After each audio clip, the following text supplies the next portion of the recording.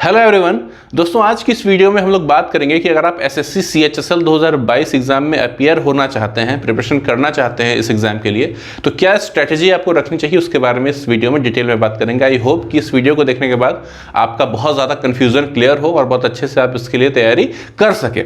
इसके अलावा मैं कुछ अपना पर्सनल ओपिनियन भी शेयर करूँगा, ज़रूरी वो भी शेयर करना ज़रूरी है। तो देर नहीं करते हैं, शुरू करते हैं इस वीडियो को। दोस्तों पहले ओपिनियन की ही बात करते हैं। देखिए, जब भी कभी कोई चेंजेस अगर हुई है एग्जाम पैटर्न में या किसी भी चीज़ में, एसएससी ने चेंज लाया हो या गवर्नमेंट ने चेंज लाया हो, तो हमेशा मैंने उसको ऑप्टिमिस्टिक वे में एक्सेप्ट किया है। और आपसे भी मैंने हमेशा कहा है कि कोई जो भी चेंजेस वगैरह होते हैं वो किसी अच्छे कॉज के लिए ही होते हैं, तो उसको सपोर्ट किया कीजिए, उसको पॉजिटिवली लीजिए। ठीक है, इवन जो पीएएससी की जो वैकेंसीज थी सीएचएसएल से हट के सीजीएल में ट्रांसफर हो गई, बहुत लोग इसको लेके गुस्सा थे, नाराज थे, क्रिटिसाइज कर रहे थे इस चीज़ को।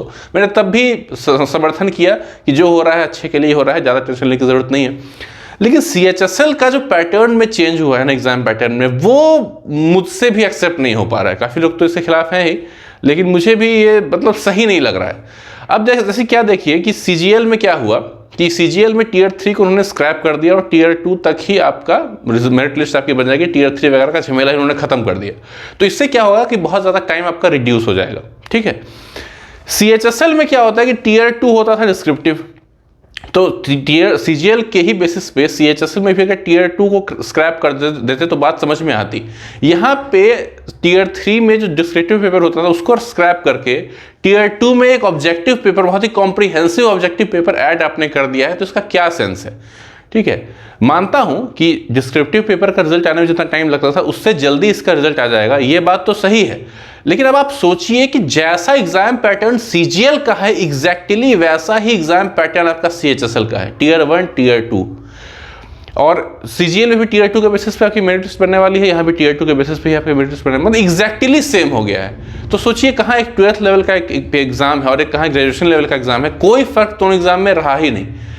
तो मुझे नहीं लगता कि ये एथिकली सही है। ठीक है, कुछ महीने में हम लोग देख सकते हैं कि शायद कुछ चीज़ें सही है जिससे रिजल्ट जल्दी आ जाएगा, और कुछ ऑब्जेक्टिव पेपर है तो काफ़ी प्रिडिक्टेबल हम लोग रिजल्ट मतलब एक्सपेक्ट कर सकते हैं। लेकिन आप अगर कंपेयर करें सीजीएल और सीएचएसएल में कितना फ़र्क है दोनों एग्जाम्स में, और यहाँ आपने एग्जैक्टली सेम कर दिया दोनों पेपर को, तो ये बिल्कुल मुझे एक्सेप्टेबल नहीं लग रहा है, सही नहीं लग रहा है। आपका ओपिनियन क्या है इसके बारे में ज़रूर बताइएगा। खैर, जो भी है, एग्जाम आपका होने वाला है टीयर 1 फरवरी मार्च में, टीयर 2 का डेट अभी फिलहाल अनाउंस्ड नहीं है। तो 2-2.5 महीने का वक्त है, मैक्सिमम कह लें 3 महीने का वक्त हम लोग एक्सपेक्ट कर सकते हैं। तो 2 से 3 महीने में अगर आप टीयर 1 के लिए प्रिपरेशन करना चाहते हैं तो उसके बारे में बात करेंगे इस वीडियो में। सबसे पहले वैकेंसी जो है 4500 वैकेंसीज है। पोस्टल असिस्टेंट, सॉर्टिंग असिस्टेंट की वैकेंसीज जो है वो सीजीएल में जाके ऐड कर दी गई हैं। तो उसके अलावा भी मतलब एलडीसी के जो पोस्ट है, एलडीसी, जेएसए और डीईओ के पोस्ट मिला के 4500 प्लस वैकेंसीज हैं, और ये वैकेंसीज बढ़ने वाली हैं। ठीक है, ये आगे आने वाले वक्त में जब वैकेंसी ऑफिशियली अनाउंस होगी तो ये वैकेंसीज बढ़ेंगी ही। ठीक है, तो ये काफ़ी अच्छा अपॉर्चुनिटी है। आप मिनिस्ट्री में रह के काम करोगे। ठीक है, अगर आप एलडीसी बनते हो, जेएसए बनते हो, तो आप प्रॉपर मिनिस्ट्री में कमाल के ऑफिस में रहोगे, वहां पे काम करोगे, तो ये अच्छा अपॉर्चुनिटी है। अच्छा, ये जो पैटर्न चेंज हुआ है उससे एक फायदा तो होगा कि बहुत सारे ऐसे बच्चे होते हैं जो सीजीएल पे भी फोकस करते हैं, सीएचएसएल पे भी फोकस करते हैं। तो अब क्या है कि उनको दो माइंडसेट रखने की जरूरत नहीं है। एग्जैक्टली सेम पैटर्न आपका है दोनों एग्जाम का, तो उनको स्विच करने में बिल्कुल भी दिक्कत नहीं होगी। लाइक सीजीएल का जो टीयर 2 होगा उसके कुछ ही दिनों बाद आपका सीएचएसएल का टीयर 1 शुरू हो जाएगा। ठीक है, तो आपको स्विच करने का भले ही वक्त भले कम मिले, लेकिन आपको दिक्कत नहीं होगी, क्योंकि ऑलरेडी जो एग्जाम आप दे चुके हैं वैसा ही सिमिलर एग्जाम आपका होगा सीएचएसएल में। तो आपको किसी भी तरीके की दिक्कत नहीं होगी। प्रिपरेशन का फ्लो जो आपका बना हुआ है उसी फ्लो के बेसिस पे आपको पेपर देना होगा। तो ये अच्छी चीज है डेफिनेटली इस पैटर्न के आने से। दोस्तों, अगर आपने अभी फॉर्म भरा है सीएचएसएल का और अभी ही आपने 2-3 महीने में अगर आप तैयारी करना चाहते हैं तो उसके बेसिस पे मैं आपको बातें बताऊंगा। ठीक है, सबसे पहला काम जो आपको करना है वो है ये चारों बुक्स आपको लेनी है। ठीक है, ये बुक है, ये बुक है, ये बुक है। जीके, इंग्लिश, मैथ और रीजनिंग के लिए एक एक बुक है। इसमें पिछले 4 साल में पूछे गए सीएचएसएल के सारे सेट्स आपको इसमें मिल जाएंगे, बेहतरीन सॉल्यूशन के साथ। ठीक है, और एक एक क्वेश्चन का सॉल्यूशन आपको इन डिटेल मिलता है इसमें। और इसके अलावा इसमें आपको एक ऑनलाइन टेस्ट सीरीज देने का आपको एक कूपन भी मिल जाता है हर एक बुक में। जीके के बुक में भी मिलेगा, मैथ्स में भी, रीजनिंग में भी और इंग्लिश में भी। ठीक है, टोटल 139 सेट्स आपको सारे कंपाइल किए हुए हैं इसमें। और मतलब 2-3 महीने में अगर आप तैयारी करना चाहते हैं तो इससे बेस्ट और इससे रिलेवेंट मटेरियल आपके लिए और कुछ नहीं हो सकता है। किरण पब्लिकेशन की तरफ से आती हैं बुक्स और ये एरर फ्री बुक्स हैं। पहले क्या होता था कि किरण की कोई भी बुक होती थी तो हर पेज में एक दो एरर तो होता ही होता था, हर पेज में। और अब क्या है कि इसमें एरर ढूंढने से नहीं मिल रहा है, मतलब पक्का किरण ने कुछ बेहतरीन काम किया है अपने टीम में जिसका कि ये फल है। तो इन सारे बुक्स का लिंक आपको नीचे मिल जाएगा डिस्क्रिप्शन बॉक्स में। पहले तो वहां जाके तुरंत इन बुक्स को पहले परचेज कर लीजिए। और इस बात का ध्यान रखिएगा कि अभी से लेके एग्जाम तक कभी भी कोई भी सब्जेक्ट में कुछ भी अगर आप प्रैक्टिस कर रहे हैं तो इन्हीं बुक से आपकी प्रैक्टिस होनी चाहिए, किसी और स्टडी मटेरियल से नहीं होनी चाहिए, किसी और बुक से नहीं होनी चाहिए, किसी और ऑनलाइन सोर्स से नहीं होनी चाहिए, कहीं से नहीं। प्रैक्टिस अगर करना है कुछ भी क्वेश्चन तो इन्हीं बुक से ही प्रैक्टिस करना है। इस बात को एक बिल्कुल गांठ मान लीजिए। अब मैं प्रैक्टिस के लिए कह रहा हूं तो प्रैक्टिस करने के लिए चीजें आनी तो चाहिए ना। लाइक मैं कह रहा हूं कि आप क्वेश्चन से सॉल्व करो, तो सॉल्व करना आना तो चाहिए, उसके लिए थ्योरी तो आपके पास होनी चाहिए। तो अभी क्या है कि एग्जाम में बहुत ज्यादा वक्त नहीं है, तो अभी मैं आपको रेकमेंड नहीं करूंगा कि आप कोई ऑनलाइन कोर्स ले लें, जबकि आप में से मैक्सिमम लोग इसी चीज को लेकर परेशान होंगे कि इस टीचर का कोर्स लें कि उस टीचर का कोर्स लें। इस वक्त मैं आपको ये रिकमेंड करूंगा कि जितना वक्त है उसमें अगर आप सिलेबस कवर करना चाहते हैं 2-3 महीने में, तो बेस्ट है कि आप क्लास नोट से पढ़ के आप अपना सिलेबस कवर करें या बुक से पढ़ के कवर करें। आप मैथ्स में भी ये काम कर सकते हैं, मैथ्स में भी best Rakesh Yadav class notes या फिर और भी टीचर के क्लास नोट्स मिल जाते हैं। इंग्लिश के लिए बुक बहुत अच्छी मिल जाती है आपको, नीतीश की बुक मिल जाती है। जीके की बात करें, ल्यूसेंट की बुक आपके लिए एक बाइबल टाइप की बुक है, हर कोई उसको रिकमेंड करता है, फॉलो करता है। और रीजनिंग के लिए कोई आपको बुक फॉलो करने की जरूरत नहीं है, यूट्यूब पे कुछ वीडियोस आपको देखने होते हैं। और रीजनिंग अब जो है वो 99% अब प्रैक्टिस का चीज रह गया है, इसमें कुछ भी आपको पढ़ने की जरूरत नहीं होती है। तो आराम से इसको आप खुद से पढ़ के कर सकते हैं। किसी टीचर का कोर्स वगैरह आप परचेज करेंगे तो 2-3 महीने में आपका सिलेबस खत्म नहीं होगा, इस बात की गारंटी है। और अगर कोई कहता है कि वो 2-3 महीने में आपका कोर्स खत्म करवा भी देगा तो क्रैश कोर्स के तरह से खत्म करवाएगा। और मेरा ये मानना है कि अगर कोई बिगिनर है किसी सब्जेक्ट में या किसी टॉपिक में, उसके लिए क्रैश कोर्स एक कैंसर का काम करता है। शुरुआत अगर कोई कर रहा है तो उसके लिए जरूरी है कि हर एक कॉन्सेप्ट को इन डिटेल समझ के वो पढ़े। तो इसीलिए क्लास नोट्स और बुक्स की मदद से आप थ्योरी कंप्लीट करने की कोशिश कीजिए। लेकिन यहाँ पे एक बात मैं आपको बता दूं कि टियर 1 जो है वो सिर्फ क्वालिफाइंग है और टियर 1 में आपके 2-3 महीने का वक्त है। टियर 2 होने में और उसमें 2 महीना मिनिमम आप ऐड कर लीजिए, ठीक है। तो अभी से अगर हम टियर 2 को डायरेक्ट फोकस करें तो टियर 2 के लिए हमारे पास सफिशिएंट टाइम है, उसके लिए हम लोग किसी का कोर्स ले सकते हैं, ठीक है। तो इसीलिए अगर आप मान लीजिए सिंसियर हैं पढ़ने के लिए और 2-3 महीने का आप नॉर्मली पढ़ाई कर लेते हैं, थ्योरी पूरा खत्म ना भी आप कर पाए, फिर आपको कट ऑफ क्लियर करने में कोई दिक्कत नहीं होगी। तो सेंसिबल आपके लिए ये भी है कि अभी से ही आप टियर 2 में फोकस कर दें।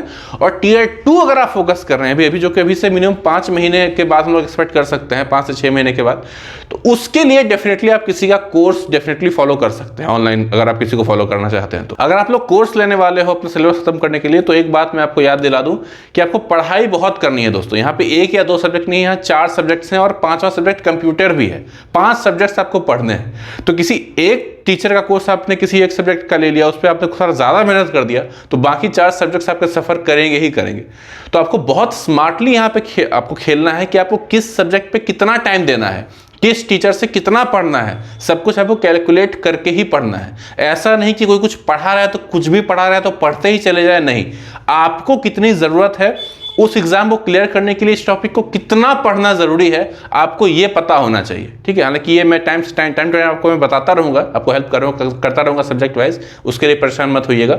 लेकिन आप बिल्कुल ब्रैश डिसीजन मत लीजिए कि इससे पढ़ लेते हैं उससे पढ़ लेते हैं, मेरा सिलेबस खत्म हो जाएगा और मैं एग्जाम क्लियर कर लूंगा। तो ऐसा नहीं है, कोई भी टीचर आपको सब कुछ नहीं पढ़ा सकता है। 90% 80 to 90% चीजें आपको खुद पढ़नी होती हैं। और अब तो ऐसा पेपर आ रहा है, मतलब जानबूझ के एसएससी ने ऐसा पैटर्न अपना लिया है कि एजुकेटर का इंपॉर्टेंस बहुत कम होता जा रहा है। हर साल आप पेपर देखे, अगर आप आओ सीजीएल का, सीएचएसएल का, एमटीएस का, इवन आपको यही फील होगा कि यार टीचर का क्या इंपॉर्टेंस है यार, मैंने खुद ही पढ़ाई नहीं की। आपको हर बार ये फील होगा। लेकिन हर बार हम लोग वापस वही गलती करते हैं, फिर किसी टीचर की जाकर फॉलो करेंगे, उसका कोर्स पढ़ेंगे, फिर सेल्फ स्टडी पे फोकस नहीं करेंगे और फिर हमारा सिलेक्शन नहीं होगा। कंप्यूटर की बात करें तो एसएससी जितने भी एग्जाम्स कंडक्ट करती है, जिन एग्जाम्स में कंप्यूटर का पेपर आता है, जिस तरीके का आने वाला है सीजीएल में या सीएचएसएल में, तो वो सारे क्वेश्चन का कंपाइलेशन इन बुक्स में किया हुआ है। ये इंग्लिश में, ये हिंदी में है, सेम बुक है दोनों। सारे क्वेश्चन का कंपाइलेशन आपको किया हुआ है, इसमें थ्योरी भी है कंप्यूटर की, ठीक है। तो इसको भी आप ले सकते हैं, इसका लिंक मैं आपको डिस्क्रिप्शन में दे दूंगा। और एक बात मैं आपको बता दूं दोस्तों, जो बुक्स मैंने आपको बताया ना, ये बुक्स अगर आप अच्छे से क्लियर कर लेते हो, ठीक है, ये बुक अगर आप अच्छे से खत्म कर लेते हो, मैं गारंटी दे सकता हूं कि आपका सिलेक्शन नहीं रोकेगा कोई। गारंटी मैं इस बात के लिए दे सकता हूं, ठीक है, क्योंकि इससे बाहर कुछ पूछ ही नहीं सकता है एसएससी, इससे बाहर कुछ है ही नहीं तो पूछेगा क्या। लेकिन हम लोग क्या करेंगे, हम लोग हमेशा अपना दिमाग चलाते रहेंगे, नहीं इतना पढ़ के कैसे हो, कुछ और पढ़ लेते हैं, ये पढ़ लेते हैं, वो पढ़ लेते हैं। जीके की अगर बात करें तो स्टैटिक पोर्शन से आजकल काफी क्वेश्चन देखने को मिल रहे हैं, ठीक है, सब्जेक्ट वाइज क्वेश्चंस जो आते थे उनको कम किया गया है और स्टैटिक जीके से क्वेश्चन थोड़े बढ़ गए हैं। करंट अफेयर्स में क्या चेंज देखने को मिला है कि करंट अफेयर्स में मैं भी आपको यही रिकमेंड करूंगा कि आप 2022 के सारे मंथली करंट अफेयर्स के वीडियोस अच्छे से देख के जाइएगा। लेकिन क्वेश्चन जो आएगा वो जरूरी नहीं कि 2022 का है, 2021 का भी आ सकता है, 2020 का भी आ सकता है, 2019 का भी आ सकता है, ठीक, इस बात को ध्यान रखिएगा। लेकिन इसका मतलब ये नहीं कि हम लोग पिछले 3-4 साल करंट अफेयर्स बैठ के पढ़ना शुरू कर दें इन 2-3 महीने में। ये वही लोग कर सकते हैं जो शुरू से ही करंट अफेयर्स पिछले 1-2 साल से फॉलो करते हुए आ रहे हैं, तो उनको यहाँ बेनिफिट मिलेगा। लेकिन जो लोग अभी शुरुआत कर रहे हैं उनको सिर्फ 1 साल का ही पढ़ना है, ठीक है, क्योंकि यहाँ पे क्या है कि अगर आप 3 साल का पढ़ने जाओगे तो उस 3 साल का करंट अफेयर्स अगर आपने अच्छे से पढ़ भी लिया, बाकी सब्जेक्ट का तो आपका भारी नुकसान होगा ही होगा, और वो जो एक्स्ट्रा आपने 3 साल का करंट अफेयर पढ़ा उसमें शायद आपके 1 या 2 क्वेश्चन सॉल्व हो जाए, बहुत है, ठीक है। तो इसीलिए कॉस्ट टू बेनिफिट रेशियो वहां काफी कम है। इसलिए अगर आप बिगिनर हैं और अभी ही आपने प्रिपरेशन स्टार्ट की है तो मेरा रिकमेंडेशन ये है कि सिर्फ आप 2022 के करंट अफेयर्स ही पढ़ें और स्टैटिक पोर्शन पे ज्यादा ध्यान दें in order to score well in GK. Maths में क्लास नोट्स और ये वाली बुक जो मैंने आपको दिखाई, इंग्लिश के लिए नीतू सिंह की बुक, और ये जो बुक मैंने आपको बताई ये, रीजनिंग में सिर्फ ये बुक, जीके में ल्यूसेंट प्लस ये बुक, ये ही महामंत्र है। इसके अलावा कुछ भी आपको पढ़ने की जरूरत नहीं है। अच्छे से 2-3 महीने इसी को अच्छे से बार बार पढ़िए, आपका सिलेक्शन नहीं रुकेगा। तो बस दोस्तों इस वीडियो को यही खत्म करते हैं। बहुत ही जल्दी मिलेंगे अगली वीडियो में जिसमें हम लोग पर्टिकुलरली टीयर 2 को फोकस करेंगे, क्योंकि पैटर्न में काफी बदलाव हुआ है वहां पे, और सीजीएल का जो टीयर 2 होगा उसके बाद हमें काफी ज्यादा हिंट मिल जाएगा कि सीएचएसएल का टीयर 2 कैसा होगा। अभी तो बहुत कुछ सस्पिशियस है, क्वेश्चन का लेवल क्या होगा, इस बार क्या है, नेगेटिव मार्किंग 1 मार्क्स है, 3 मार्क्स का क्वेश्चन है, 1 मार्क्स आपका नेगेटिव मार्किंग है, तो ये बहुत मतलब बड़ा मार्जिन है, तो वो भी देखना होगा हमें। तो सबके बारे में बात करेंगे, थोड़ा सा वक्त लगेगा क्योंकि पहली बार हो रहा है, जो टीयर 2 होने वाला है सीजीएल का, सीएचएसएल का पहली बार होगा, तो किसी को आइडिया है नहीं कि एग्जैक्टली क्या आने वाला है, तो हमें थोड़ा वेट करना पड़ेगा। हालांकि सीएचएसएल वालों को ये बेनिफिट मिलेगा कि उनके पहले सीजीएल हो जाएगा, तो बहुत कुछ वो प्री कैलकुलेट कर सकते हैं। तो बस फिलहाल इस वीडियो में इतना ही, बहुत जल्दी मिलते हैं अगले वीडियो में जिसमें मैं कुछ नया इन्फॉर्मेशन लेके आपके लिए आऊँगा। तब तक के लिए बाय बाय।